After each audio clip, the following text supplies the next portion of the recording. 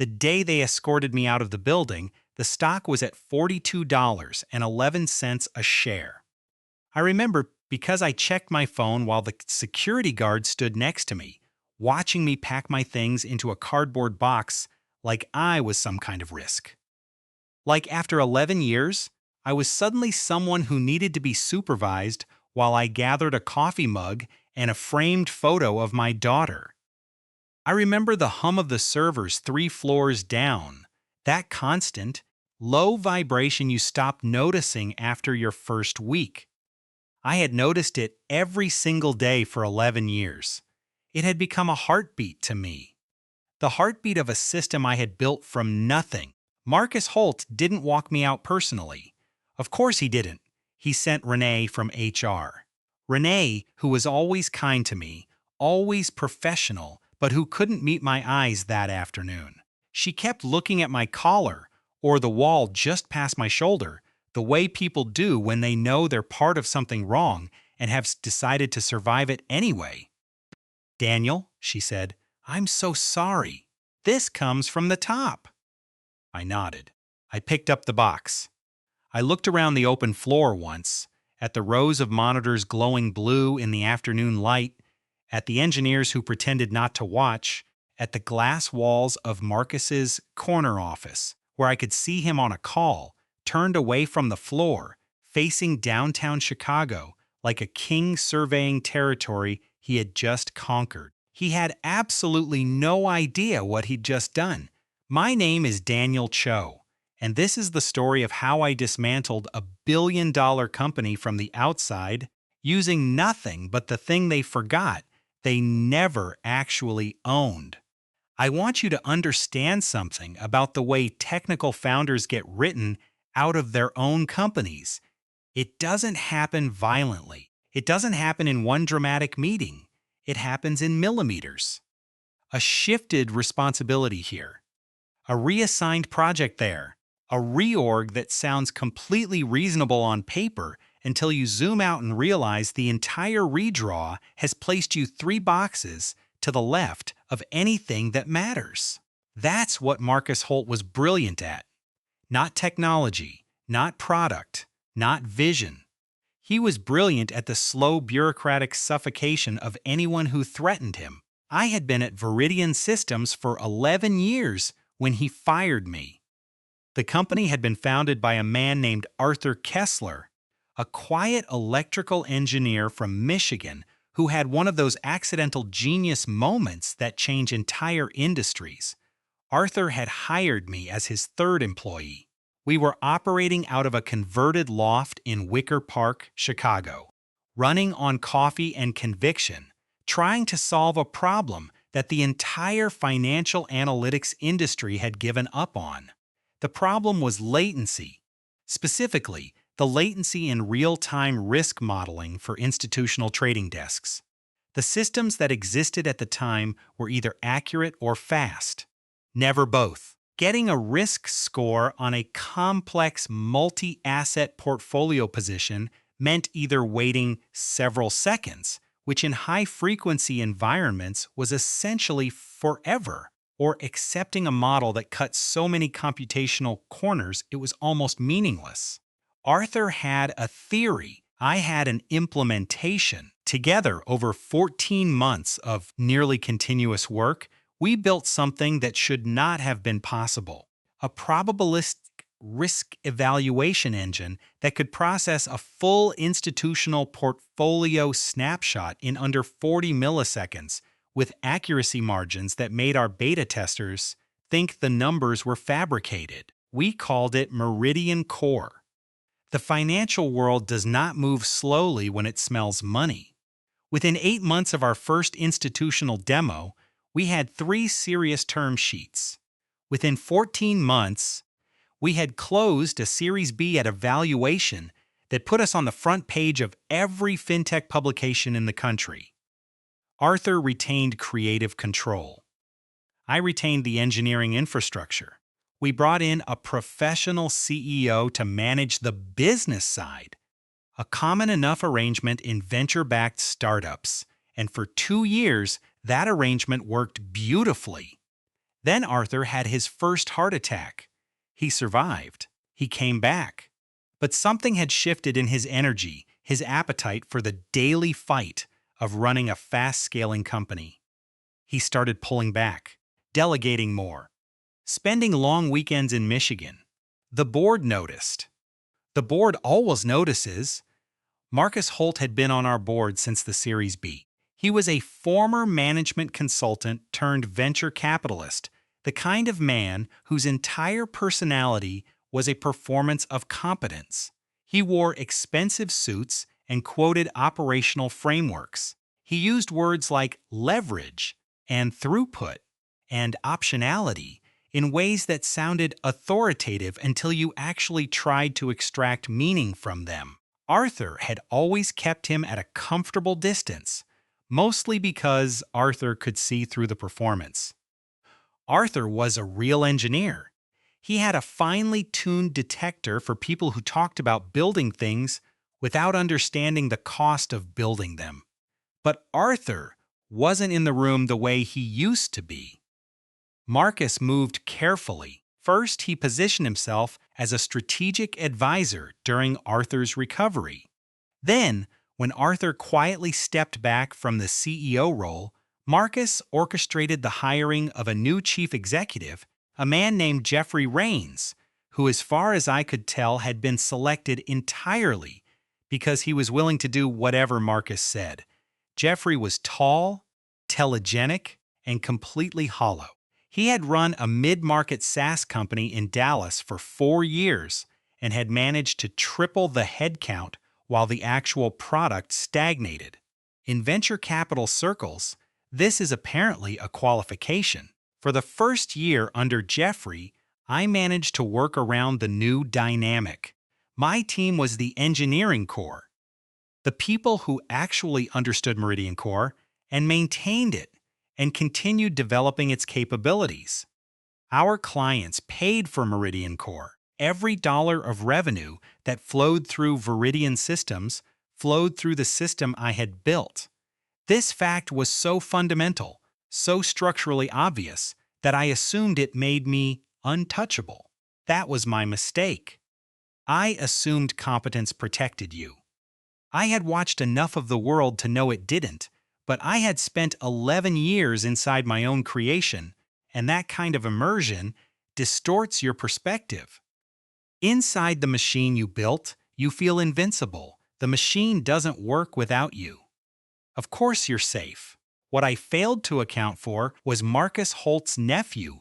His name was Brandon Holt, 27 years old. Computer science degree from a small private university in Connecticut that Marcus had clearly leveraged his network to get him into. Brandon had done a brief stint at a startup in Boston that had dissolved quietly, and before that, a software engineering internship at a consulting firm that had lasted 8 months. His GitHub had 11 public repositories. I checked. The most complex thing in any of them was a to-do app with no test coverage. When Marcus announced that Brandon would be joining Veridian as Vice President of Core Infrastructure, the entire engineering floor went silent for about 4 seconds. Then people went back to their monitors and didn't say anything. Because the kind of people who build real systems have long since learned that saying the obvious thing out loud doesn't change the thing. I went to Jeffrey's office that afternoon. He was standing at his window with his jacket off, looking at the city. Jeffrey always looked at the city when he was about to deliver bad news, like the skyline was a teleprompter. "Daniel," he said, without turning around, "I know what you're going to say." "Then you know I'm right," I said. Brandon brings a fresh perspective. Brandon has never operated a distributed system under production load. He's talented, Jeffrey. I kept my voice level, completely level. Veridian Core processes over $400 billion in portfolio risk assessment every single trading day. The clients who pay for that service include 7 of the 12 largest institutional trading desks in North America. I need my VP of Core Infrastructure to have held a system under that kind of load. I need them to know what happens when a memory leak hits a real-time process at market open. I need. This decision has been made, Jeffrey said. He turned around then. He had the look of a man reading a script he was embarrassed by. Brandon reports to you. You'll have full authority over technical direction. That was the first lie. Brandon arrived on a Monday. He had his uncle's confidence without his uncle's political intelligence, which made him far more dangerous in certain ways and far less dangerous in others. He was loud about his ideas. He scheduled meetings with everyone on my team before scheduling one with me. He walked the server floor on his first day with his hands in his pockets, looking at the racks with the expression of someone touring a museum rather than someone who understood what they were looking at. On his fourth day, he forwarded me an email chain he had started with our cloud infrastructure vendor about modernizing the deployment architecture. He had been discussing moving Veridian Core's primary computation layer to a commodity cloud environment. I stared at my screen for a long time. Then I walked to his office. He was on the phone. He held up a finger at me. I waited. He finished the call, set the phone down, and leaned back in his chair with the ease of a man who has never been told no by anyone whose opinion he cared about. You can't migrate Veridian Core to commodity cloud, I said. Why not? Because the latency guarantees we provide to clients depend on bare metal colocation. We have SLA agreements written around 40 millisecond processing windows.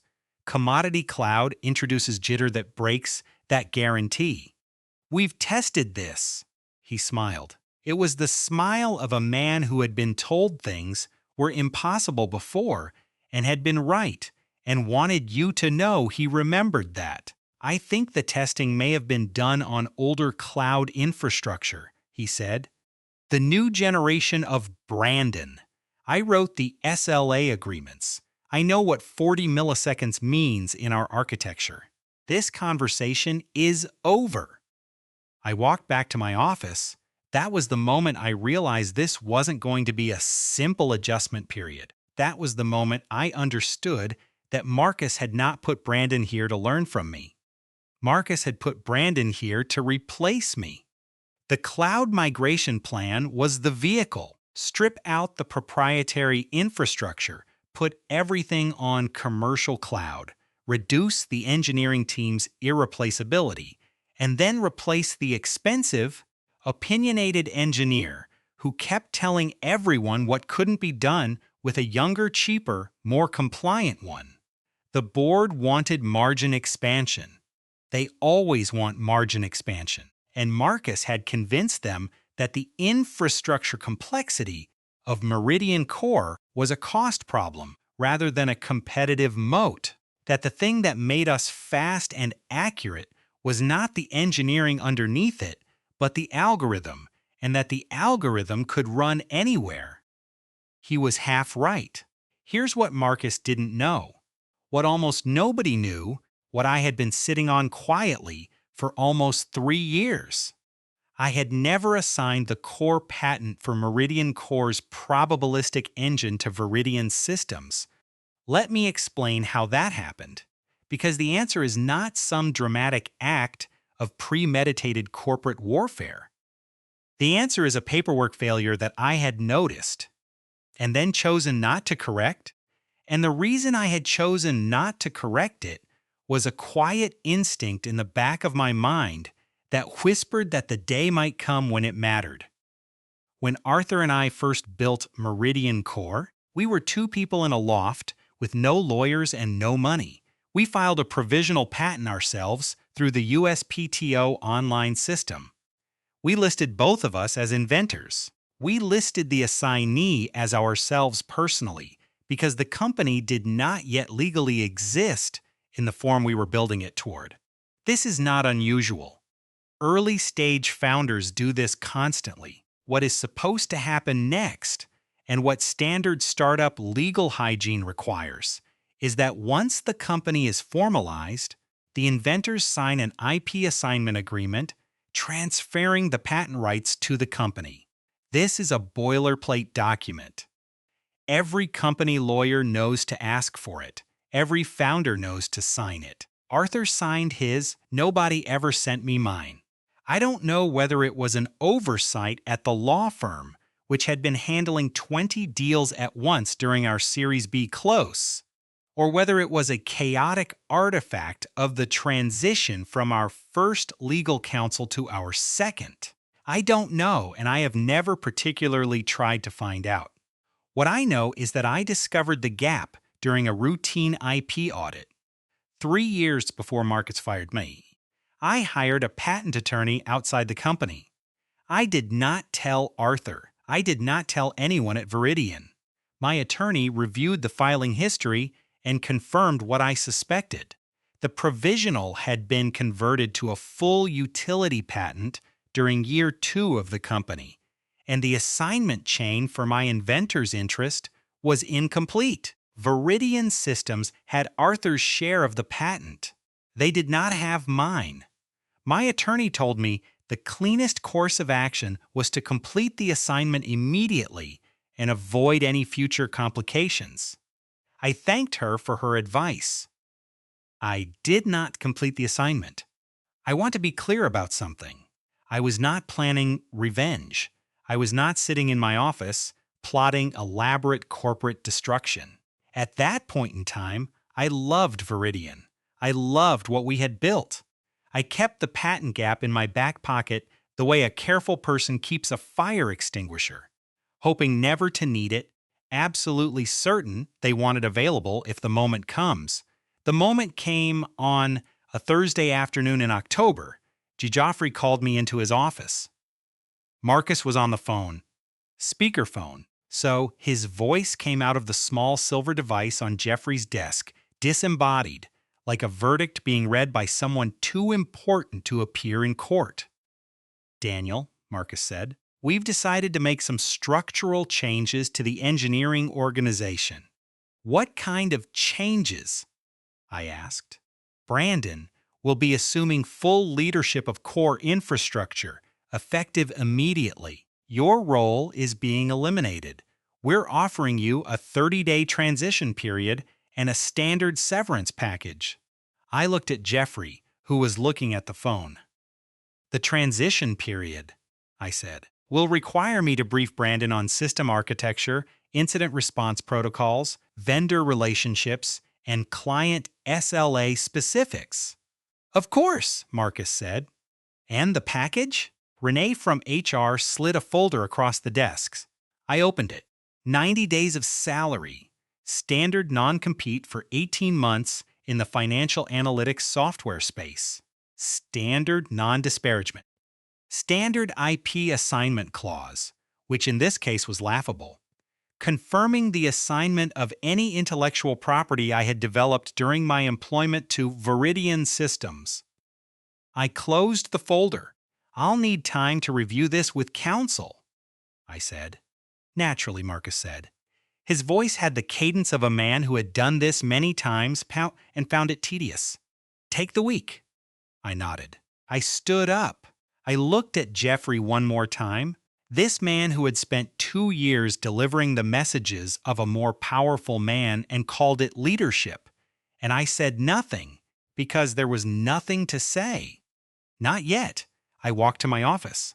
I picked up the photograph of my daughter. I left everything else. And in the elevator going down, alone, looking at my reflection in the brushed steel doors, I felt something settle in my chest. Not grief, not anger. Something much quieter and more focused than either of those things. Clarity. The first call I made was to my patent attorney. Her name was Priya Venkatesh, and in 12 years of practice she had seen most things, but when I laid out the full situation, the gap in the assignment chain, the scale of the company's dependence on Meridian Core, the revenue numbers, the client roster, she was quiet for a long moment before she said anything. "Daniel," she said, Do you understand what this means? I think so, I said. Walk me through it. It means you are a co-inventor on a patent for which Veridian holds approximately 50% of the rights. The other 50% is yours, which means they cannot manufacture, use, sell, or license the patented technology without your authorization, which they have been doing for 11 years. Another silence. The damages calculation on something like this, she said carefully, would be substantial. I know, Daniel, the standard remedy for patent co-owner disputes, where one party has been commercially exploiting the patent without the other's consent, is a combination of injunctive relief and accounting of profits. Given the revenue numbers you're describing, I know, Priya? She paused again. I could hear her thinking. What do you want to do? She asked. I looked out the window of my apartment at the Chicago skyline. It was dusk. The city was turning from gold to gray, the way it does in the fall, that particular October light that makes everything look like it's already in a photograph taken to remember how it used to be. I want to send them a letter, I said, a formal notice of the patent situation. I want to make sure the record reflects that I've put them on notice. That will start a clock, Priya said. Once they receive that letter, their lawyers will know. Marcus Holt will know. They'll attempt to resolve it. Yes, I said, they will. What I want you to understand about the strategy that followed is that it wasn't designed to destroy Veridian. That might sound unbelievable given what eventually happened. But it's the truth. What I wanted initially was fairness. I wanted a licensing arrangement that reflected the actual value of what I had created. I wanted compensation calibrated to reality rather than to whatever a management consultant had decided my role was worth. I was prepared to be reasonable. I gave them every opportunity to be reasonable in return. They were not reasonable. The letter went out on a Monday. By Wednesday, Marcus had assembled a team from Veridian's outside counsel, a large firm in Chicago that handled their M&A work. And those attorneys had apparently informed him that the situation was, as one of them would later describe it in deposition, extremely problematic. By Friday, Marcus called me personally. I had not spoken to him since the day of my firing. I let it ring twice before I answered. Daniel, he said. His voice was different. The patrician confidence had been turned down several degrees. I think we need to sit down. I think so too, I said. There's clearly been an administrative error regarding the IP assignment. There's a gap in the chain, I said. That's correct. Dat, which we'd like to address. I'm sure we can find something that works for everyone. Marcus. I kept my voice completely even. Your company has generated approximately $2.3 billion in cumulative revenue over 9 years, substantially all of which is directly attributable to the technology covered by the patent. I have documentation of this. My attorneys have documentation of this. Before we have any conversation about what works for everyone, I want you to understand what the baseline looks like. Silence on the line. The kind of silence that happens when a powerful man encounters something he wasn't prepared for and needs a moment to recalibrate. Let's meet next week, he said. Have your attorneys call mine, I said, and I ended the call. I want to tell you about the meeting because it was one of the most clarifying experiences of my professional life. It happened in a conference room on the 42nd floor of a building in the Loop, in the offices of Marcus's law firm. I arrived with Priya and a junior associate she had brought for document management. Across the table sat Marcus Jeffrey, Brandon, who had no business being there, but sat at the end of the table with the slightly dazed look of someone watching events operate at a speed and scale he hadn't anticipated, and 4 attorneys from the firm. The lead attorney was a man named Richard Blaine. He was probably 60, silver-haired, the kind of lawyer who had been doing this long enough that he no longer needed to perform authority because he had simply absorbed it. He opened with the position I expected, that the assignment gap was a clerical error, that my conduct during 11 years of employment constituted an implicit assignment of the rights, that I had accepted compensation and benefits in exchange for my intellectual contribution and therefore had no remaining claim. These are not entirely frivolous arguments. In patent law, implied licenses and shop rights are real doctrines. Priya had prepared for all of them. She dismantled each one methodically. The implied license doctrine requires evidence of consent to the specific use. The shop right doctrine applies to employee inventions and has specific conditions we had examined carefully. The fact that no assignment agreement existed, that Veridian's own lawyers had failed to obtain one, was not Daniel Cho's administrative error. It was Veridian's. Richard Blaine listened. He made notes. He conferred quietly with a colleague. Then he looked at me, not at Priya, at me, and he said, "What is it that you actually want, Mr. Cho?" And here is where I made a choice that would determine everything that followed. I could have named a licensing number. I could have asked for a buyout of my interest. I could have negotiated a royalty arrangement, signed a new agreement, taken a substantial check, and walked away with dignity and financial comfort. I had been prepared to do exactly that, but Brandon Holt said something before I could answer. He leaned forward slightly in his chair, and he said, with the particular tone of someone who has decided the adults in the room are overreacting, "This is ridiculous. The algorithm works on our infrastructure. We built the infrastructure. That's where the value is." The room went very still. Richard Blaine closed his eyes briefly. Priya looked at me. Marcus looked at Brandon with an expression that, in a different circumstance, I might have found almost sympathetic. Brandon, apparently unaware of what he had just done, continued, "This whole situation is a negotiating tactic. He wants a payout. We should be talking about what a reasonable buyout looks like, not sitting here like his patent claim is actually legitimate." I looked at Brandon for a moment. He held my gaze with the confidence of a man who had never paid a price for being wrong. Then I looked at Marcus. Marcus was looking at the table. "I think," I said to Richard Blaine, "that we're not going to reach an agreement today." I picked up the pen I had brought, clicked it once, set it on the table. My position is that Veridian Systems has been using a co-owned patent without authorization for 11 years. My position is that the appropriate remedy includes an accounting of all profits derived from that use. And my position is that, until this matter is resolved, Veridian does not have my authorization to continue using the patented technology. Richard Blaine looked at me steadily. "You understand that we will contest." "Of course you will," I said.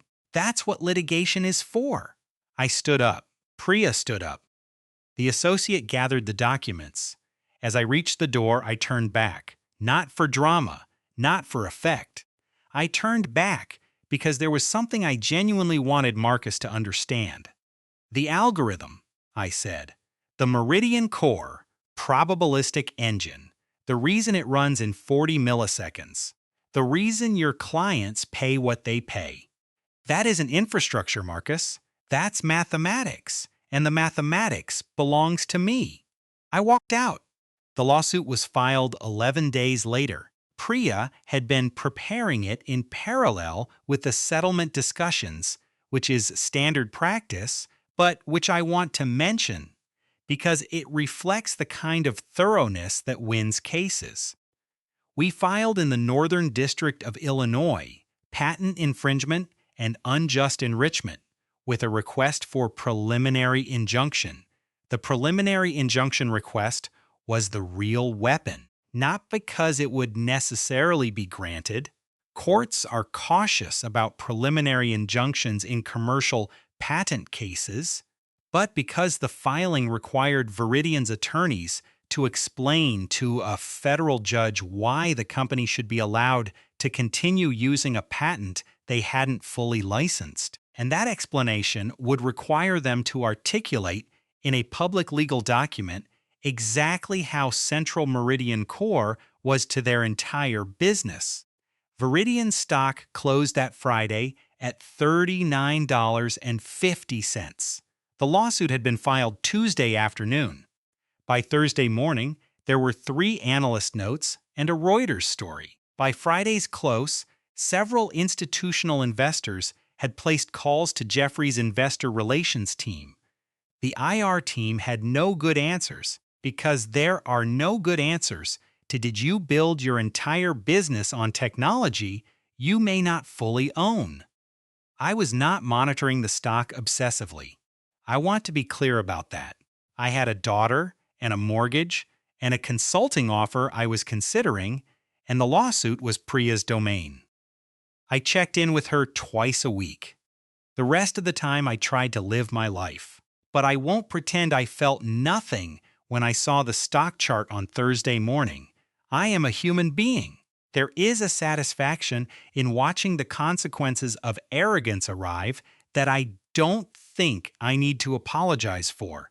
Let me tell you what was happening inside Veridian while I was living my life. I know this partly because of what would later emerge in discovery, and partly because several of my former colleagues reached out to me privately in those first weeks. Engineers I had mentored and protected, people who had watched what happened and who were quietly furious. The first consequence of my departure was technical. This was not something I had engineered. It was simply reality. Brandon had, in the weeks since my firing, begun implementing what he called a cloud-forward architecture transition. He had brought in a vendor, signed a preliminary agreement, and assigned 3 members of my former team to begin planning the migration. None of these 3 engineers had told Brandon directly that the migration wouldn't work. They had told him in the careful, diplomatic way that engineers tell things to executives who they already know won't listen, through documentation, through risk registers, through ticket comments.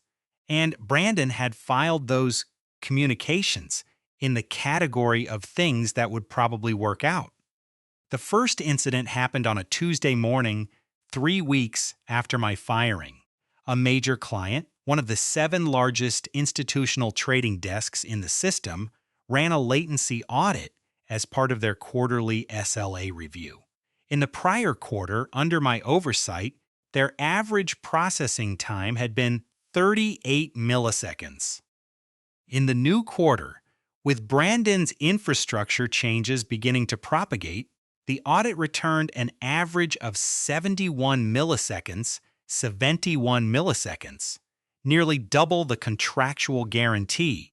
The client's head of technology called Veridian's account management team at 8:45 that morning.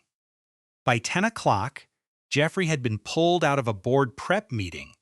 By noon, Brandon had convened a crisis call with what remained of the infrastructure team and had been walked through, in painful real-time detail, exactly why the latency numbers had changed. The explanation involved memory allocation patterns, thread scheduling, and the difference in hardware interrupt handling between bare metal and virtualized environments. Brandon had nodded throughout this explanation, with the expression of someone hearing words in a foreign language, and trying very hard not to let this be visible. The client issued a formal notice of SLA breach. Under the terms of the agreement, a single SLA breach initiated a 60-day cure period. If Veridian couldn't restore performance to contracted levels within 60 days, the client had the right to terminate. This client represented approximately $40 million in annual revenue. And here is where the engineering team's loyalty to the craft, not to the company, created a situation nobody had anticipated. The three engineers assigned to the migration told Brandon plainly, to fix the latency problem, they needed to reverse the infrastructure changes. They could not simultaneously migrate to cloud and maintain the performance SLA. The two goals were incompatible. They had documented this incompatibility before the migration began. Brandon's response was to ask whether they could optimize the cloud performance. The senior engineer on the call, a woman named Jana, who had been on my team for 6 years and was one of the best systems engineers I had ever worked with, said very quietly, "Brandon, Daniel told you this would happen." Brandon ended the call shortly after. The attempted rollback of the infrastructure changes took 9 days. During those 9 days, the latency problem persisted and, in several instances, got worse before it got better. 2 additional clients ran audits. 2 additional SLA breaches were flagged. Geoffrey convened an all-hands executive meeting. Marcus flew in from New York. I know what happened in that meeting because someone who was in the room called me that evening. I won't tell you who. I will tell you that when I heard what Marcus said about me, it didn't make me angry. It made me feel something I hadn't expected to feel, which was sad. Not for myself. For the institution. For 11 years of real work that was now being characterized as a conspiracy. Marcus told the executive team that I had intentionally created dependencies in the Veridian core architecture to make myself difficult to replace. That the latency problems were not a function of Brandon's decisions, but of a deliberately obscure system I had constructed to protect my own position. He was trying to rewrite the history of the engineering in real time, to turn my competence into a liability, and use it to deflect blame from his nephew. Geoffrey nodded along. Brandon was not in that meeting. He was on the server floor, watching the engineers work, saying very little. The rollback eventually succeeded. Latency numbers came back down. The clients were placated temporarily. The 60-day cure periods were satisfied. The crises for the moment passed, but the damage was not done with passing because the lawsuit had not gone away. Richard Blaine's team had filed their response, contesting the claims, as expected, and Priya had filed our reply. We were in the pre-trial phase, discovery, depositions, expert witness designations. Priya had engaged a patent valuation expert, a former MIT professor of engineering economics, who had testified in several landmark technology patent cases. His preliminary damages calculation, based on the revenue figures we had obtained through discovery, was, and I want to quote this precisely because I think the number deserves to be said clearly, $1,240 million. That number is not a mistake.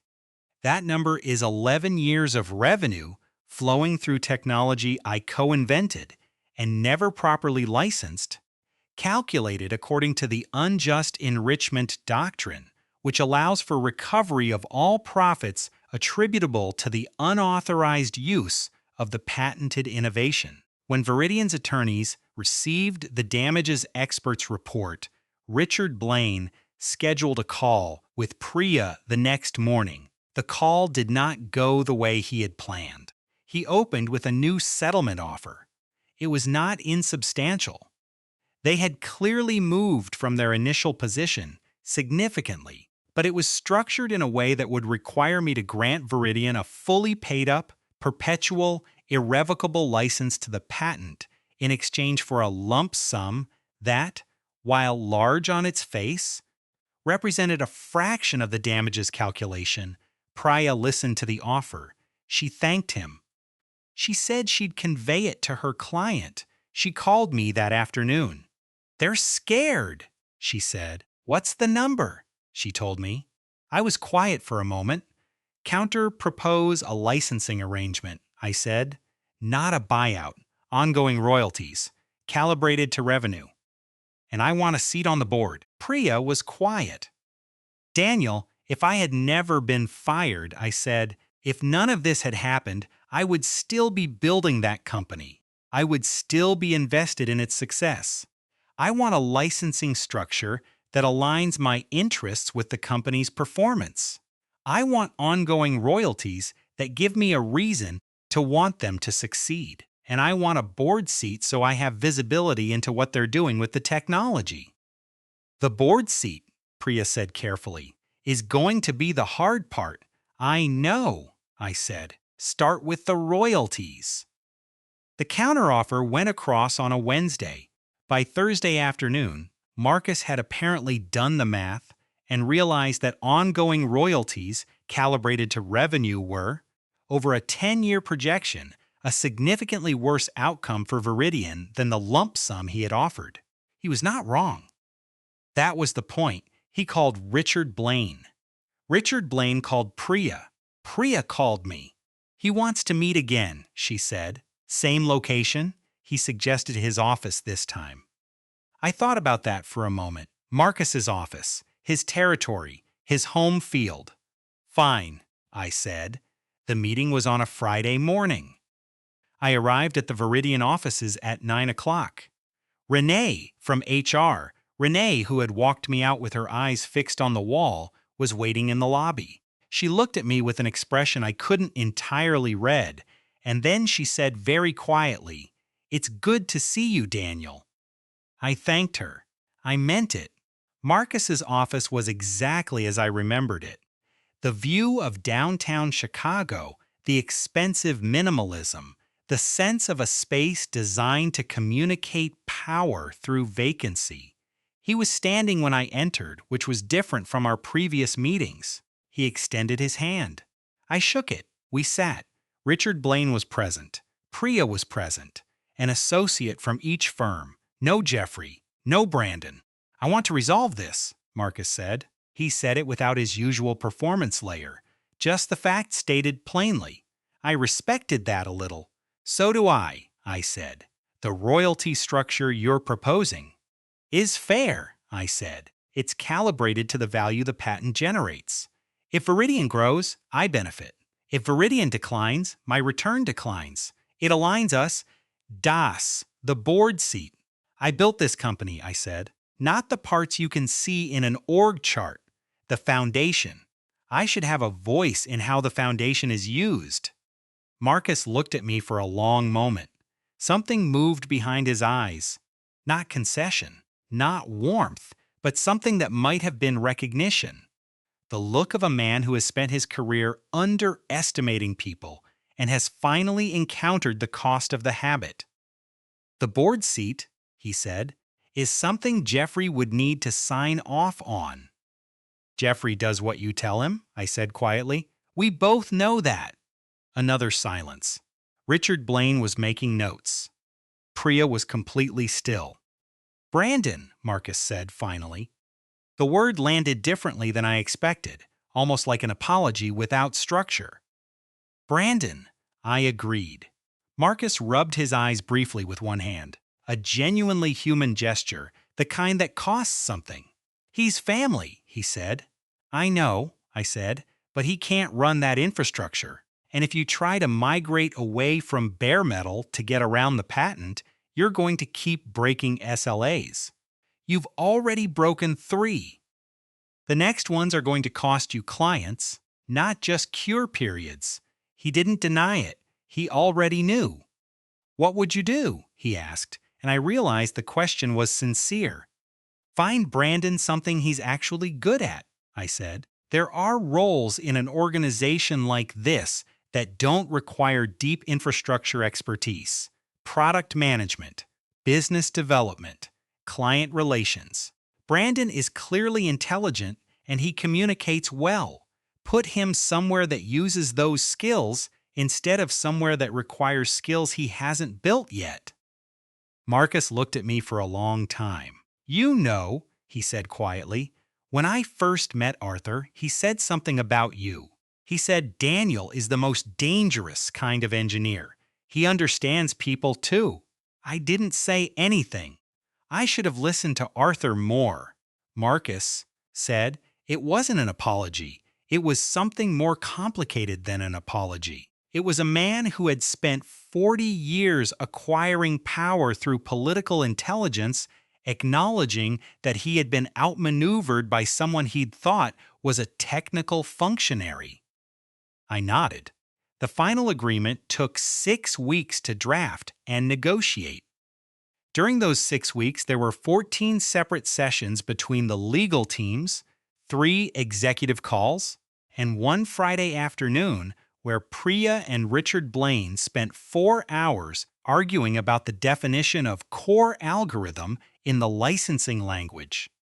But the framework held throughout.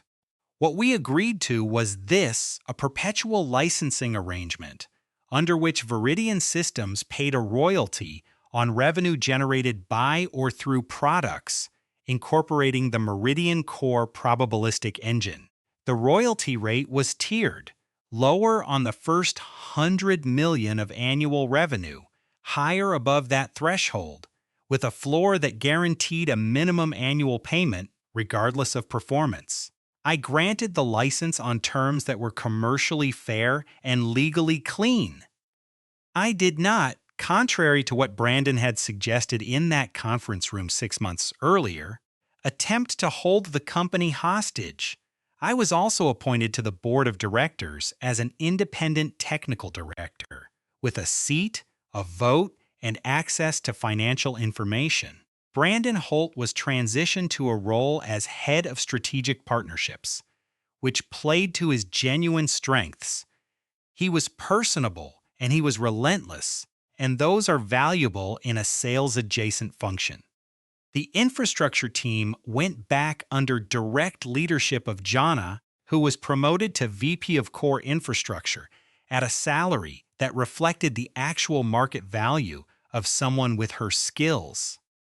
Jeffrey Rains resigned 8 months later, ostensibly to pursue other opportunities, and the company recruited a new CEO with an actual engineering background from outside. Arthur Kessler, who had watched all of this unfold from Michigan, called me the week after the board appointment was announced. "Daniel," he said. He sounded tired and also amused. "You could have just completed the assignment form when you found the gap." "I know," I said. "Why didn't you?" I thought about this honestly. "Because something told me it mattered," I said, "and I didn't know what it was going to matter for yet." Arthur laughed. It was the laugh of a founder who understood, better than most people ever would, the difference between planning and instinct, the difference between a strategy and a held breath. "You know what Marcus said to me?" Arthur said, "when all this started. He called me and said you had created an intentional vulnerability in the IP structure to protect your own position." "I know," I said. "He said the same thing internally. I told him," Arthur said, "that you were the most ethical engineer I had ever hired, and that if there was a gap in the IP chain, it was because his lawyers hadn't done their jobs, and that he should focus on fixing the problem instead of finding someone to blame it on." There are moments in a long professional story where the grace of another person becomes the thing that makes it bearable to look back on. Arthur was that for me. Arthur had always been that. "Thank you," I said.